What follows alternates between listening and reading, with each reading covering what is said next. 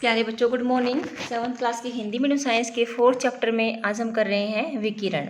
जब हम धूप में खड़े होते हैं तो हम गर्माहट महसूस करते हैं। सूर्य से हम तक ऊष्मा कैसे पहुंचती है? यह चालन अथवा संवहन द्वारा नहीं होता, क्योंकि इन दोनों प्रक्रमों में ऊष्मा स्थानांतरण के लिए माध्यम चाहिए। चूँकि पृथ्वी और सूर्य के बीच के अधिकांश स्थान में कोई माध्यम जैसे कि वायु नहीं है, अतः सूर्य से हम तक ऊष्मा एक अन्य प्रक्रम द्वारा आती है, जिसे विकिरण कहते हैं। विकिरण द्वारा ऊष्मा के स्थानांतरण में किसी माध्यम जैसे वायु अथवा जल की आवश्यकता नहीं होती। माध्यम विद्यमान हो या ना हो, विकिरण द्वारा ऊष्मा का स्थानांतरण हो सकता है। जब हम किसी तापक हीटर के सामने बैठते हैं तो हमें इसी प्रकार से, इसी प्रक्रम से ऊष्मा प्राप्त होती है। ज्वाला से हटाकर रखा कोई गर्म बर्तन ठंडा होते समय अपने कुछ ऊष्मा को विकिरण द्वारा ही परिवेश को स्थानांतरित करता है। हमारा शरीर विकिरण द्वारा ही परिवेश को ऊष्मा देता है तथा उससे ऊष्मा ग्रहण करता है।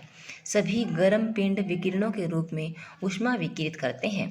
जब ये ऊष्मा विकिरण किसी अन्य वस्तु से टकराते हैं तो इनका कुछ भाग परावर्तित हो जाता है, कुछ भाग अवशोषित हो जाता है और कुछ भाग परागत हो सकता है।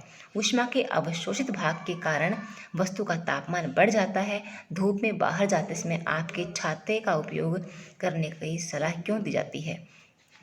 ताकि आपके छाते से टकरा करके सारा जो गर्मी है वो वापस लौट जाए, अगर गर्मियाँ हैं तो। सर्दियों और गर्मी में हमारे वस्त्र किस प्रकार के होने चाहिए? आप जानते हैं कि हम गर्मी में हल्के रंग के वस्त्र पहनते हैं और सर्दियों में गहरे रंग के। आइए क्यों?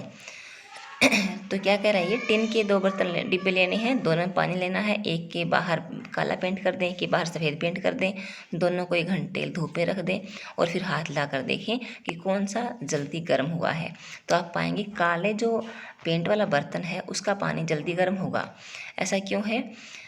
एक हम कह रहा है क्रियाकलाप और कह रहा है ये 4.11 में उपयोग किए गए जो पूरा डिब्बे हैं दोनों लीजिए।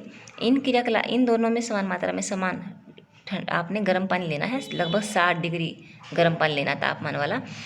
दोनों को किसी कमरे में अथवा छाया में रख दीजिए। 10-15 मिनट के बाद आप देखेंगे कि किस डिब्बे का ताप जो है वो बदला है, कौन सा ठंडा जल्दी हुआ है, कौन सा जल्दी गर्म हुआ है। तो आप पाएंगे कि जो सफ़ेद बर्तन है उसके पेंट वाला जो सफ़ेद पेंट वाला बर्तन है उसका पानी जल्दी ठंडा होगा। इसका कारण क्या है?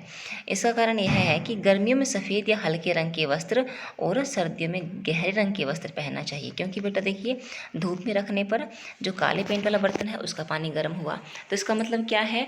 इस पेंट का जो बर्तन है, काले पेंट वाला बर्तन, काला रंग जो है वो ऊष्मा को अधिक सोखता है और जो सफ़ेद रंग है वो ऊष्मा को कम सोखता है।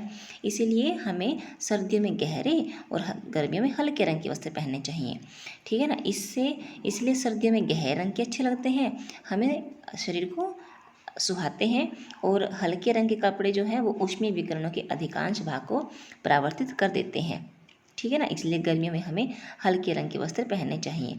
आगे देखिए, इसमें कह रहा है कि यदि अपने घर को ठंडा या गर्म करना चाहते हैं तो हमें एसी वगैरह की ज़रूरत नहीं है।